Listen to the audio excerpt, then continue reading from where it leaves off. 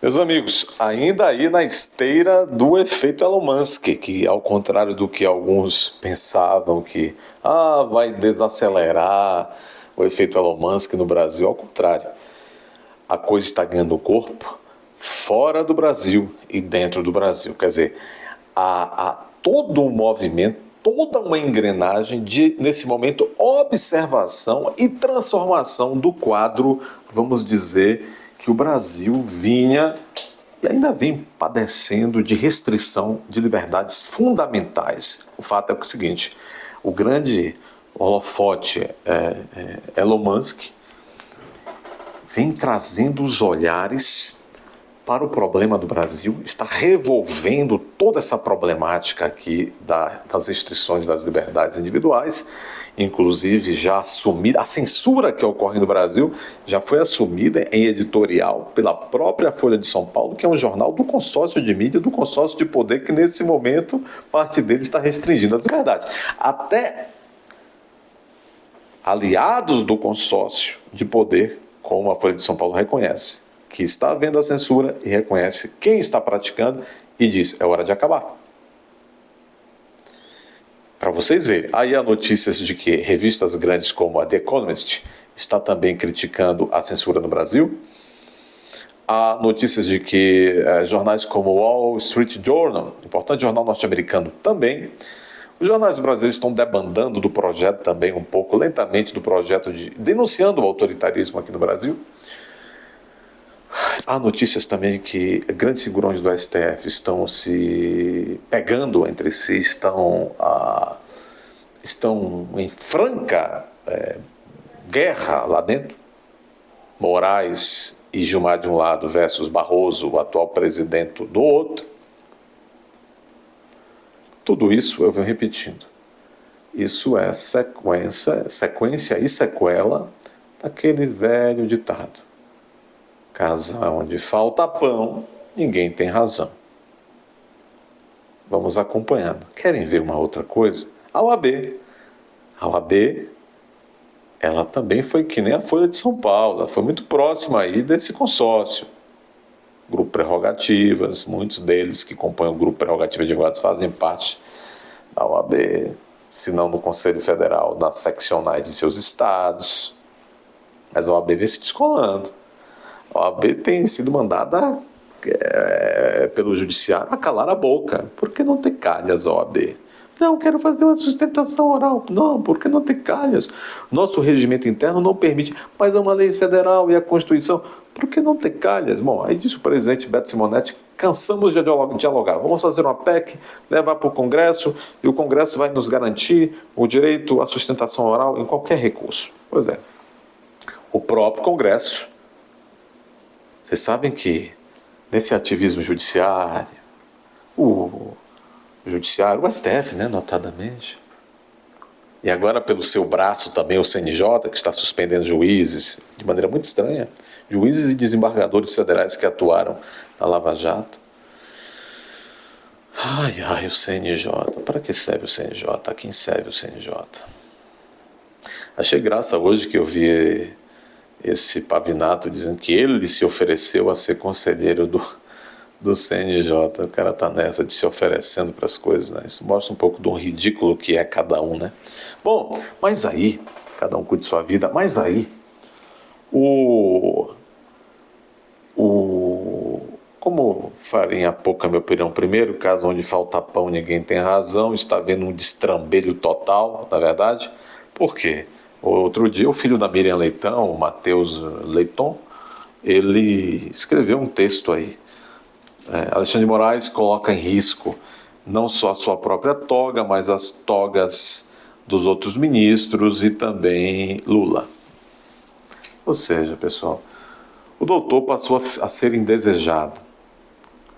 O sistema quer arremeter o doutor Moraes, no bom sentido. Como diz a Folha, é preciso conter democraticamente o Alexandre de Moraes. É preciso que ele seja contido, disse a Folha de São Paulo, em editorial do dia 14 de abril, domingo último. Mas vocês sabem que o ativismo judicial, que no Brasil foi não há lugar no mundo onde o ativismo do judiciário esteja indo ou tenha ido tão alto, de uma maneira tão exacerbada, tão prejudicial ao equilíbrio dos poderes, ao equilíbrio do Estado democrático de direito. É o ativismo judiciário que faz com que, justamente, o judiciário se atreva a usurpar fatias das atribuições dos outros poderes. O judiciário quer mandar, quer administrar, e o caso, como o STF agiu no caso do Bolsonaro, no governo Bolsonaro, isso explica bem, ilustra bem. E também no ativismo judiciário, que é inconstitucional. Todo ativismo judiciário é inconstitucional, porque a Constituição brasileira, essa que está vigente, a de 88, não permite em nenhuma vírgula que o judiciário se arvore a adentrar as atribuições dos outros poderes, se imiscua, se meta e tente governar, no caso, né? Ou legislar, fazer as leis. Ao contrário, a Constituição Federal diz expressamente que os poderes são independentes, harmônicos, mas independentes entre si. Bom, o ativismo judiciário, portanto, se não tem autorização para fazer essas traquinagens que está fazendo, é inconstitucional. Então tem autorização e não tem mesmo na Constituição. E é por isso que eu acho que se esse regime perdurar, eles vão conseguir de alguma forma trabalhar para revogar essa Constituição e criar uma Constituição, e vão botar tudo lá, todos esses exageros eles vão botar por escrito na Constituição, vão dizer, não, mas agora a gente não está desobedecendo a Constituição, não é ativismo judiciário, agora a gente está obedecendo a Constituição, a gente botou tudo que a gente fazia antes, a gente botou na Constituição.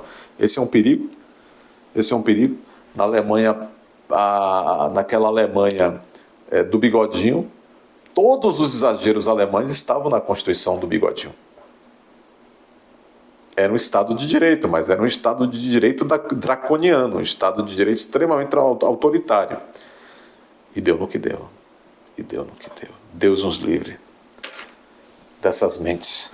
Mas o ativismo judiciário fez, por exemplo, o quê? Fez com que o judiciário se arvorasse agora há pouco a praticamente legislar, quando então, por ocasião da análise e do julgamento de uma ação constitucional, sempre uma dessas propostas por esses partidos de esquerda, e o STF mata no peito e resolve, e legisla camufladamente por meio de uma decisão colegiada naquela corte. Pois bem, vocês acompanharam há pouco tempo que o STF havia liberado geral, vamos dizer assim, a questão do porte do porte e posse, né, daquelas substâncias, né, que vocês sabem. O Congresso, o Senado Federal, deu-lhe uma resposta agora por meio da aprovação de uma PEC, de uma proposta de emenda constitucional, 53-0 nesta semana de abril, que começou segunda-feira, 15 de abril. Terça-feira, 16 de abril, o Senado disse ao STF, e é só o começo, o Senado disse ao STF, quem decide sobre esses temas, no Brasil, segundo a Constituição, quem faz lei para dizer o que é crime e o que não é crime, é o Congresso Nacional, o STF. Vejam, matéria da Revista Oeste, em reação ao STF, o Senado da República aprova em primeiro turno PEC antidrogas e já aprovou depois em 2 turnos. O texto agora segue para a votação em segundo turno. Já seguiu, já foi aprovado. Então veja, por 53 votos a favor e 9 contrários, o plenário do Senado aprovou nesta terça-feira a proposta de emenda à Constituição, a proposta de emenda à Constituição 45 de 2023, que criminaliza qualquer tipo de posse ou porte de drogas. A apreciação se deu em primeiro turno e agora segue para o segundo. O PP, o PL, o Podemos, o PSD, o PSB de bola, o Novo, o PSDB, União Brasil e PDT orientaram voto a favor da proposta. O O MDB, o governo e a maioria liberaram bancada. Quer dizer, o MDB é pelas drogas. O governo é pelas drogas. Né? E eles todos juntos que formam a maioria também, né? Não é? É ou não é? Lembrando, vamos fazer homenagem. O PP, o PL, o Podemos, o PSD de Dado, o PSB de Bola, o Novo, o PSDB de Tucano, o União Brasil, o PDT de ex-Leonel Brizola, votaram a favor da PEC que criminaliza o porte e a posse de drogas. Somente depois de ter resultado favorável em 2 turnos é que a PEC antidrogas segue para análise na Câmara dos Deputados. Pouco tempo antes da votação, os senadores realizaram a 5ª e última sessão de discussão do texto. Senadores da ala governista argumentaram que a PEC antidrogas não enfrenta os problemas da sociedade. De autoria do Rodrigo Pacheco, a PEC antidrogas começou a tramitar na casa como resposta a um julgamento sobre a descriminalização do porte de maconha para uso pessoal que o Supremo aprovou.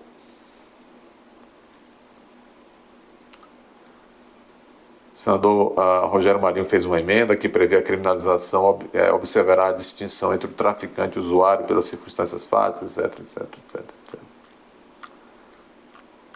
Aliás, o Lewandowski, que era ministro desse STF, agora é ministro da Justiça, na data de hoje disse: Lula é um cristão e as prisões brasileiras são masmorras. Pera lá, Lewandowski. Que frase, hein? Só Lewandowski para conseguir colocar uma crise semântica dentro da mesma frase, né? 2 crises semânticas, né? Lula é cristão e quando ele diz que as prisões brasileiras são masmorras, ele está... Qual é a crise semântica? Ele está praticamente propondo um libera geral. Solta todo mundo, Lewandowski. Solta todo mundo. Ontem teve quem foi? Teve uma pessoa pública conhecida, Silvia Popovic. Lewandowski, pergunte à cidadã Silvia Popovic, apresentadora de TV, que ontem foi assaltada por um desses meninos. Que menino, não tem de nada, já é velho, já é um homem feito. Assaltaram a Silvia Popovic, provavelmente para comprar uma cervejinha. Agiram de maneira tão violenta contra a apresentadora que ela disse: quase arrancam minha mão, a mão dela ficou toda ferida. E aí, Flávio Dino também é a favor de libera geral. A esquerda sempre gosta disso, libera geral. Afrouxa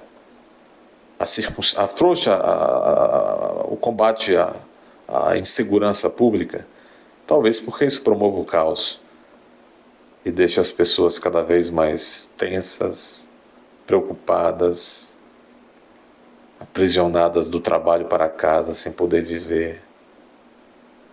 E claro, mentes atordoadas são mais fáceis de serem dominadas. Aliás, quando o doutor Lewandowski, com essa cara de competência que ele tem, se você contrataria Lewandowski para a sua empresa aí, meu amigo, olhando para aquela cara dele, você quem responderá? Veja bem, o Lewandowski disse então: Lula é um cristão. O Lewandowski agora é especialista em cristandade e na alma de Lula. E Lewandowski disse: as prisões brasileiras são como que masmorras. Pera lá, o PT está aí desde 2003, o Lewandowski está também aí, já foi de tudo. Mas quando Lewandowski diz que as prisões são masmorras, ele claramente demonstra que ele é um abolicionista no direito penal, que significa o quê? Abolir as penas privativas de liberdade. O Dino também é assim. Interessante, né? Lewandowski diz que as prisões brasileiras são masmorras. Lewandowski, então se ele fala isso é porque ele é abolicionista, libera geral da cadeia. Curioso. Não que isso tenha nada a ver, mas é só uma coincidência. Quando Lewandowski e o Dino e depois Lewandowski, chegam no Ministério da Justiça, que são responsáveis pelos presídios federais, é onde começa a ocorrer, onde ocorreram as fugas, né? das masmorras? Como diz um professor lá do Rio Grande do Sul, mas não digo. Meus amigos, se inscrevam neste canal, deixe seu like e é muito importante que vocês também compartilhem, tá? Muito importante. Está aí. O Senado está voltando a ganhar gosto por legislar. 53-0.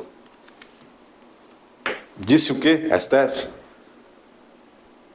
Nesse país, pela lei desse país, quem faz lei sobre crime é o Congresso, não os senhores que não tiveram votos para isso.